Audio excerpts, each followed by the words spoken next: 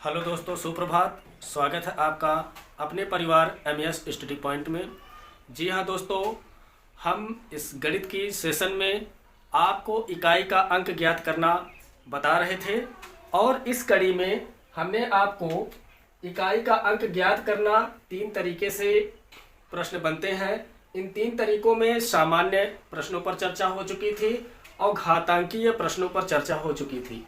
अब हम लोग तीसरे नंबर फैक्टोरियल वाले प्रश्न पर पहुंचे हुए हैं।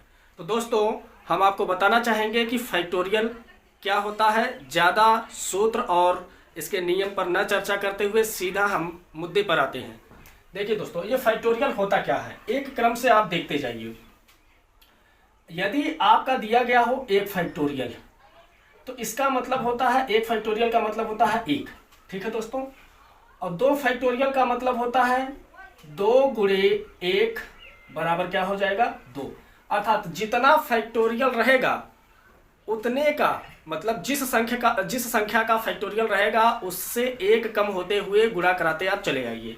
अभी आप समझ जाएंगे। 3 फैक्टोरियल का मतलब क्या होता है, 3 गुणे उससे कम आइए 2, फिर उससे कम 1 अंक आइए 1, मतलब अंत में आपको 1 तक जाना है। तो इनका आप गुणा करा लीजिए, 2 3 6 1 के 6, तो 3 फैक्टोरियल का मान होता है 6। आप यहाँ पर 4 फैक्टोरियल देख रहे हैं, 4 गुणे उससे 1 कम, 3 गुणे इससे 1 कम, 2 गुणे फिर 1 बराबर कितना होता है, गुणा करा लीजिए, 4 3 12, 12 दूनी 24। यदि हम 5 का फैक्टोरियल निकालना चाहे तो आपका हो जाएगा 5 गुणे 4 गुणे 3 गुणे 2 गुणे 1, ये हो जाएगा आपका 5 और 20, 20 3 60, 60 दूना 120। क्या हो जाएगा दोस्तों, 120। अब 5 के बाद हम आते हैं 6 फैक्टोरियल पर। यह हो जाएगा 6 गुणे 5 गुणे 4 गुणे 3 गुणे 2 गुणे 1, अंत में आपको 1 तक आना है। तो 6 पंचे 30, 30 चौके 120, 120 तिहैया 360, 360 दूना आपका हो जाएगा 720। 360 दूना क्या हो जाएगा, 720।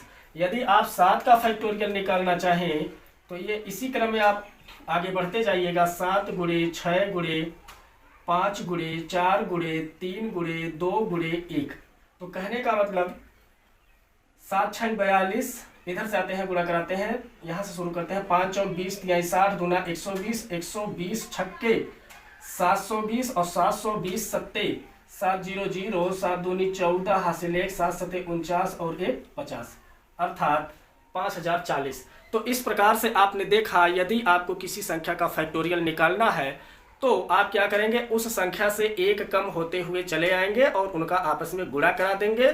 जो मान प्राप्त होगा वही उस संख्या के फैक्टोरियल का मान हो जाएगा। तो यहाँ पर अब हम आते हैं अपने मुद्दे पर। तो फैक्टोरियल वाले प्रश्न बनते कैसे हैं। जैसे आपको दे दिया गया 3 घाते 5 फैक्टोरियल का मान बताइए, या 4 फैक्टोरियल घाते 12 का मान बताइए, या 3 फैक्टोरियल घाते 7 फैक्टोरियल का मान बताइए। तो इस प्रकार से फैक्टोरियल पर भी प्रश्न बनते हैं आपके इकाई का अंक ज्ञात करने वाले चैप्टर में। ठीक है दोस्तों, तो ये कैसे होगा अभी हम आपको दिखाते हैं। तो आप यहाँ पर कुछ विशेष अंकों का आपने फैक्टोरियल ज्ञात किया। अब यहाँ से कुछ नियम निकल कर आता है और वो नियम क्या होता है यहाँ पर नोट पॉइंट में हम लोग लिख लेते हैं। ठीक है, मान लेते हैं नोट नंबर 1। यहाँ से नियम क्या मिला दोस्तों, आप यहाँ पर देख रहे हैं कि यदि संख्या 5 या 5 से अधिक होगा, या फिर आप सीधे बोल दीजिए यदि संख्या 4 से अधिक होगा तो उसके फैक्टोरियल का जो मान आएगा उसका इकाई 0 होगा। आप यहाँ देख पा रहे हैं इसका इकाई 0 है, इसका इकाई 0 है, इसका इकाई 0 है। मतलब समझे आप कि यदि 4 से अधिक संख्या का फैक्टोरियल निकालना होगा, मतलब 4 के आगे 5 6 7 8 9 10 किसी का भी आप फैक्टोरियल निकालेंगे तो उसके इकाई जो बनेंगे आपके अंत में 0 ही बनेंगे। आप इसे निकाल कर देख लीजिएगा। तो यहां से एक नियम निकल कर आती है क्या, कि यदि आधार 4 फैक्टोरियल से अधिक हो, 4 फैक्टोरियल से अधिक हो तो उसका इकाई 0 होता है। ठीक है दोस्तों, उसका इकाई क्या होता है, 0 होता है। यदि आधार 4 फैक्टोरियल से अधिक हो तो उसका इकाई शून्य होता है। कैसे, अभी एग्जाम्पल जब हम लेंगे तो आपको सारी चीजें क्लियर हो जाएगी। और दूसरा नियम क्या निकल कर आता है, आप यहां पर देख पा रहे हैं, अब हम आते हैं यहां से 4 से, आप यहां पर देख पा रहे हैं कि 24 जो है ये 4 से कट जाएगी, और जब 4 से कट जाएगी तो शेषफल 0 बचेगा। अब 5 का जो फैक्टोरियल का मान है 120, ये भी 4 से कट जाएगा। कैसे कटेगा, 4 तिहाई 12 30 जाएगा, ये भी 4 से कट जाएगा, इसमें भी शेषफल 0 आएगा। और जो 6 फैक्टोरियल का मान है ये भी 4 से कट जाएगा, शेषफल 0 आएगा। और जो 7 फैक्टोरियल का मान है ये भी 4 से कट जाएगा। काट कर देख लीजिए, 4 1 4 10, 4 2 8 24, 4 6 24, अंत में क्या आया 0। तो आप यहां से दूसरा नियम निकाल सकते हो। दूसरा नियम क्या है कि 3 फैक्टोरियल से अधिक, मतलब 3 फैक्टोरियल से अधिक संख्याओं का, या फिर आप कह सकते हैं 4 फैक्टोरियल या 4 से अधिक। तो आप यहां पर कह सकते हैं कि यदि यहां पर घातांक की बात हो, सॉरी यहां पर आधार की बात हो गई है, अब हम आते हैं घातांक पर। यदि घातांक, ठीक है, ये बातें अभी क्लियर हो जाएगी दोस्तों, बस देखते चलिए। यदि घातांक 4 फैक्टोरियल या उससे अधिक हो, या उससे अधिक हो तो घात 4 हो जाता है। अब ऐसा क्यों? अब आप सोच रहे होंगे कि ऐसा क्यों। हमने आपको बताया था इकाई का अंक ज्ञात करने के लिए, जैसे 2 घाते 24 है, तो हमने ये बताया था कि इस घात में आप 4 से भाग दिलाओ, और जब 4 से भाग दिलाओगे तो जो शेषफल आपका आएगा वही शेषफल इकाई का घात बना लेना। क्या करना, उसी शेषफल को इकाई का घात बना लेना।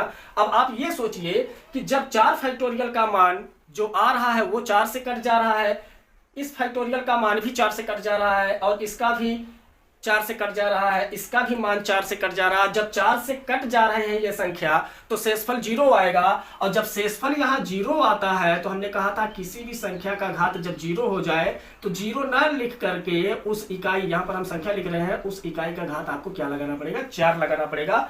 इसीलिए हमने यहाँ पर दूसरा नियम आपको दिया कि यदि घातांक 4 फैक्टोरियल या उससे अधिक होगा तो घात 4 होगा। क्यों?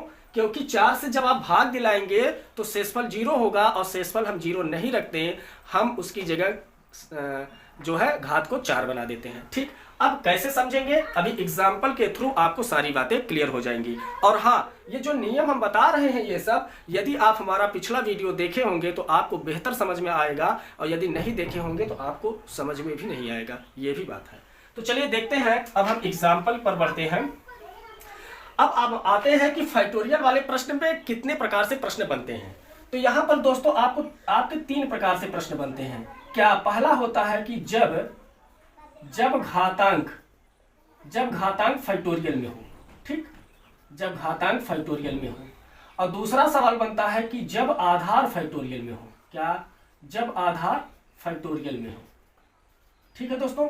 और तीसरा आपका बनता है कि जब आधार और घातांक, ठीक, दोनों फैक्टोरियल में हो, दोनों फैक्टोरियल में हो।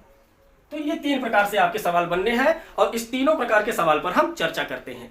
बस मार्कर चेंज कर ले। चलिए देखते हैं, इसका हम पहला वाला लेते हैं कि जब घातांक फैक्टोरियल में हो। ठीक है दोस्तों, यहां पहला वाला हेडिंग हम लेते हैं कि जब घातांक फैक्टोरियल में हो। चलिए हम कुछ प्रश्न लेते हैं। पहला एग्जांपल हम लेते हैं कि मान लेते हैं 112 और घाते 3 फैक्टोरियल, ठीक, जब घातांक फैक्टोरियल में हो। देखो यहाँ पर घातांक हमने फैक्टोरियल में ले लिया, तो होगा क्या, हमने आपको पिछले वीडियो में बताया था कि किसी भी संख्या, ठीक, अगर वह आधार बनाया गया है, मतलब कोई भी आधार हो तो उस आधार की केवल इकाई ले लेना। अब जो घातांक है उस घातांक को आप लगा लीजिए, ठीक है। अब ध्यान से देखना है कि 2 का घाते 3 फैक्टोरियल लिखा है, तो 3 फैक्टोरियल का मान क्या होता है। तो हम यहाँ देख पा रहे हैं 3 फैक्टोरियल का मान 6 होता है, तो चलिए 6 लगा देते हैं। अब करना कुछ नहीं है, या तो 2 का गुणा 6 बार आप करा दीजिए, या फिर इस 6 में 4 से भाग दिला दीजिए, जो शेषफल आएगा उसी शेषफल को फिर से इसी इकाई का घात बना दीजिएगा। तो चलिए दोनों तरीके से देखते हैं। क्या करेंगे, इसमें हम 4 से भाग दिलाएंगे, तो जो शेषफल आएगा, तो इसमें 4 से भाग देने के बाद शेषफल आपका 2 आएगा, तो उसी 2 को इस इकाई का घात बना देते हैं। तो अब 2 घाते 2 का मतलब होता है 4, तो ये इकाई का अंक आपका क्या आ जाएगा, 4। और यदि आपको सीधे देखना है तो कुछ मत करिए, 2 का गुणा 6 बार करा दीजिए आप। 2 का गुणा क्या करेंगे आप, 2 का गुणा आप 6 बार करा दीजिए, 3 3 6, तो होगा क्या, 2 दूनी 4, 4 दूनी 8, 8 दूनी 16, कितना हो गया 16। अब इसका इकाई से कराइए, 6 दूनी 12, अब इसका इकाई से कराइए तो 2 दूनी 4, तो इकाई का अंक क्या निकल कर आ गया आपका 4। तो चलिए अब हम दूसरे एग्जाम्पल की तरफ चलते हैं। दूसरा एग्जाम्पल हम लेते हैं, कोई मान लेते हैं 117 घाते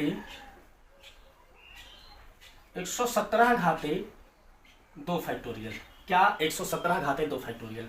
अब कुछ करने की जरूरत नहीं, इस आधार का सीधे इकाई ले लो और कितना दिया है घातांक 2 फैक्टोरियल।